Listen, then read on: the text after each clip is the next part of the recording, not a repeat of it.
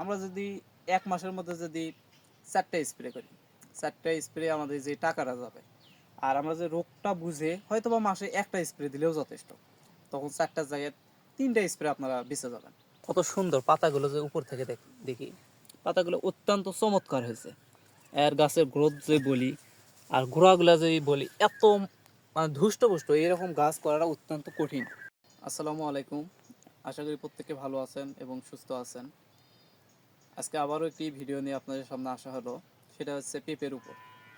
যত সবজি আছে, বেগুন বলেন, শশা বলেন, কদু বলেন, ফলগুলোর মধ্যে আবার পেঁপে কিংবা এদিক আঙ্গুর বলেন, সমস্ত কিছুর মধ্যে এই সমস্যাটা দেখা যায়। সেটা হচ্ছে লাল মাকড়, জাপ পোকা এবং কিছু শোষক পোকা একত্রে। এই কারণে আমরা অনেকেই এটা বুঝি না।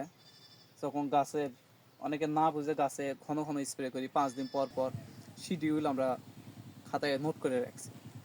কিন্তু প্রকৃতপক্ষে যদি এই জিনিসগুলো আপনারা নিজেরা বোঝেন, তাহলে কখন কোন স্প্রে লাগবে নিজেরাই বুঝবেন। কারো কাছে গিয়ে লক্ষণ দেখাতে হবে না। আশা করি আপনারা বুঝতে পারবেন। কাজেই এই বিষয়গুলো একটা কৃষকের জানা খুবই জরুরি। এটা একটা প্রাথমিক একটা লেভেল।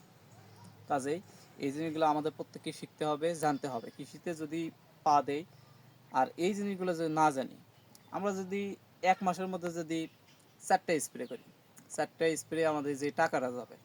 আর আমরা যে রোগটা বুঝে হয়তোবা মাসে 1টা স্প্রে দিলেও যথেষ্ট। তখন 4টার জায়গায় 3টা স্প্রে আপনারা বেঁচে যাবেন। এই ভিডিওটি আপনাদের জন্য খুবই গুরুত্বপূর্ণ হতে চলেছে। শেষ পর্যন্ত দেখুন ধৈর্য ধরে।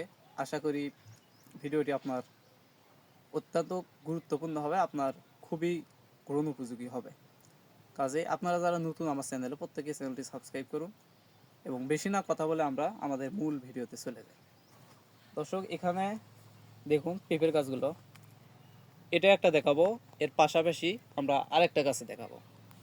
দুটা যখন সমন্বয় হবে তখন আপনারা নিজেরাই এই বিষয়টা বুঝতে পারবেন। দেখুন এই গাছটা কত সুন্দর, পাতাগুলো যে উপর থেকে দেখি, পাতাগুলো অত্যন্ত চমৎকার হয়েছে। এর গাছের গ্রোথ যে বলি আর গোড়াগুলা যে বলি, এত মানে ধুষ্টপুষ্ট এরকম গাছ করাটা অত্যন্ত কঠিন। কিন্তু হারাম আমি এখানে কোনো স্প্রে দিইনি। এই গাছগুলো এত বড় হওয়া পর্যন্ত শুধু একবার মাত্র আমি একটা ছত্রাকনাশক দিয়েছিলাম। তাছাড়া কোনো কোনো একদম ভিটামিন বলেন কোনো কিছুই আমি দিইনি। শুধু ডাল হওয়া আছে, তাতেও গাছগুলো দেখেন এত সুন্দর। কয়েকদিন আগে শুধু এই মাটিটা তুলে দিছি, মাটিতে জৈব সারের পরিমাণ ছিল, এই কারণে আমি জৈব সারও দিই নাই কিংবা আমি কোনো রাসায়নিক সারও দিই নাই। তাহলে দেখুন এই পর্যন্ত গাছটা সুন্দর আছে। তাহলে আমার এতগুলো অন্তত এখানে 10টা স্প্রে লাগতো, এই 10টা স্প্রে কিন্তু আমি দিই নাই। তারপরে গাছটা সুন্দর, কিন্তু এখন মনে হচ্ছে স্প্রে লাগবে। কীভাবে বুঝলাম? দেখুন এই গাছে যে তলে যে দেখায়, এখানে এই যে একটা কালো এই তো একটা পোকা, আর এখানে শত শত লাল মাকড়। এখানে হয়তো বা এত ক্ষুদ্র, এটা এটা আপনাদেরকে ক্যামেরায় দেখানো খুবই মানে অসম্ভব হয়ে যাচ্ছে। প্রত্যেকটা জায়গায় যে দেখা যায় এই নতুন পাতার এই উপরগুলো, তো মানে এটার হলো মূল কারণ যে যেই জায়গাটায় ছায়া থাকবে এই জায়গাতে কিন্তু সানলাইট পড়ে, এই উপরটাতে কিন্তু সূর্যের আলো পড়ে। কাজে পোকাগুলো কিন্তু এখান থেকে রস শুষতে পারে না। তখন ওরা কী করে, নিচে অন্ধকার থাকে এই জায়গাগুলোতে তারা কিন্তু চলাচল করে। যদি এখানে আপনাকে বলি, যত অন্যায় হয় এগুলো ম্যাক্সিমামটাই কিন্তু রাত্রের বেলা হয়। অর্থাৎ ভালো মানুষ কিন্তু দিনের বেলা চলাফেরা করে, আর খারাপ যারা এগুলো ম্যাক্সিমাম আমাদের আরম্ভই হয় সন্ধ্যা থেকে। তো সেই রকম এই যে খারাপ পোকাগুলো আছে, এদের কিন্তু আরম্ভটাই হয় অন্ধকার কিংবা সন্ধ্যার পর, এই সময়গুলোতে হয়। এটা তো সন্ধ্যার পরেও হয়তো বা পোকামাকড় আসে, এটা যেহেতু একটু দুপুরের বেলা আমরা করতেছি। কিন্তু এই মাকড়গুলো এরা কিন্তু উড়ে বেড়ায় না, এ কারণে এদের এখানে জন্ম হয়, এখানেই এরা এইভাবে রসগুলো শুষতেছে, সব সময় শোষণ করতেছে এবং এখানে তারা ডিম পাড়তেছে, আবার সেখান থেকে বাচ্চা হচ্ছে। তাহলে এদের বংশ বিস্তারটা এখানে হচ্ছে। তাহলে দেখুন গাছটা কিন্তু সুস্থ আছে। আপনি সারাদিন যদি এই দিক দিয়ে চলাফেরা করেন, আপনার বাগানে আসেন, এই গাছটা দেখে কখনোই বুঝতে পারবেন না যে এখানে আক্রমণ আছে। কিন্তু এর ফলাফলটা আসবে কয়েকদিন পর। আমি তাহলে আরেকটা গাছ আপনাদেরকে নিয়ে যাব, সেখানে দেখাই ওখানে মোটামুটি ফলাফল শুরু হয়ে গেছে। চলুন এখানে যদি দেখি, এই গাছটা অনেক সুস্থ আছে মাশাআল্লাহ। এখানে যদি কাণ্ডটা বলি অত্যন্ত মোটাসোটা ধুষ্টপুষ্ট, এইটাও ভালো আছে। কিন্তু এর যে পাশে আপনাকে দেখায়, এই তো দেখেন কি অবস্থা, একটু ভালো করে দেখাও। এই গাছটা কি কত সুন্দর, এই গাছটা এখানে অবস্থা খুবই খারাপ। দর্শক আপনাকে বুঝতে হবে। তাহলে এই গাছটা কিন্তু, এর জন্য আপনারা কি করবেন, বিভিন্ন স্প্রে দিতে থাকবেন, এক দেখাবেন অক দেখাবেন, বিভিন্ন ইউটিউবে সার্চ দিবেন, দিয়ে করবেন কি এটা আসলে কেন হলো। এটা আসলে লিপ মাইনারের কারণেও হয়। এটা আবার এই শোষক পোকাগুলো যখন থাকে হালকা স্প্রে দিলেও হবে। আবার অনেকে বলবে কি ভাইরাস, এই ধরনের অনেক কিছু বলবে। কিন্তু আপনি যদি এই বিষয়টা আজকে জানেন, তাহলে আপনি এটা নিজেই সমাধান করতে পারবেন। তাহলে যদি দেখায়, এই পাতার নিচেও এই যে শত শত যদি বলা যায়, এই যে জাপ পোকার, এই যে লাল লাল মাকড়, মানে এটা চোখ দেই, যে মানুষের চোখের পাওয়ার একটু কমে গেছে তারা দেখতে পাবে না, এত ক্ষুদ্র, এই যে এত ক্ষুদ্র। তাহলে এই পাতাগুলোতে আরও, এই কচি পাতাতেও আরও একটু বেশি। এই দেখেন, এই যে, এই যে বড় পোকা, এই যে, আর এই যে লাল মাকড়টা,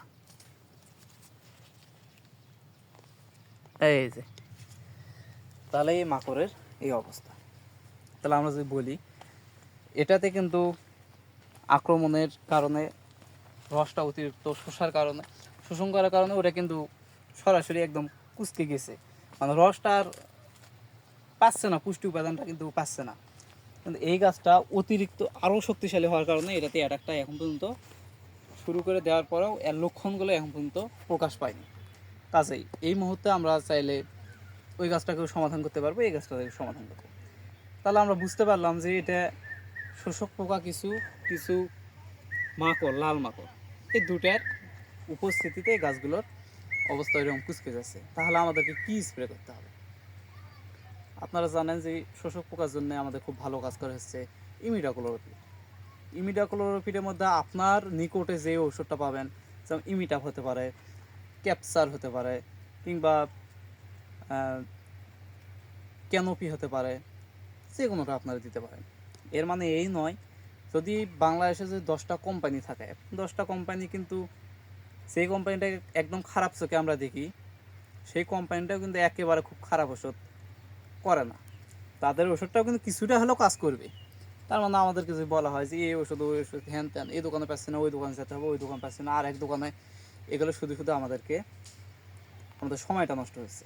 কাজেই এই দুটো পোকা মারার জন্য আহামরি কোনো ওষুধ লাগবে না। আপনারা তাহলে কী করবেন, এই যে শোষক পোকাগুলো যেগুলো এগুলো রয়েছে, জাপ পোকাগুলো, এগুলোর জন্য ইমিডাক্লোরোপিড লাগবে। আর লাল মাকড়ের জন্য কিন্তু লাগবে অ্যামামেকটিন। অ্যামামেকটিন গ্রুপের ওষুধ যদি এর সাথে স্প্রে করে দেন হয়ে যাবে। তাহলে আপনাদের লাগতেছে দুইটা, একটা লাগতেছে হচ্ছে ইমিডাক্লোরোপিড আর একটা লাগতেছে অ্যাবামেকটিন। এই দুটা দিবেন।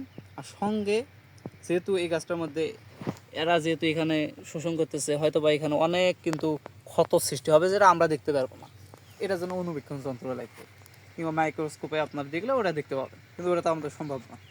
ওই ক্ষত সারানোর জন্য আপনারা খুব হালকা পরিমাণে যে ম্যানসার পাওয়া যায় অর্থাৎ ম্যানকোজেবের মিশ্রণগুলো এগুলো দিতে পারেন। তাহলে আপনারা ইমিডাক্লোরোপিড দেবেন, অ্যাবামেকটিন দিবেন, সঙ্গে দিবেন ম্যানকোজেব জাতীয় কোনো একটা ছত্রাকনাশক।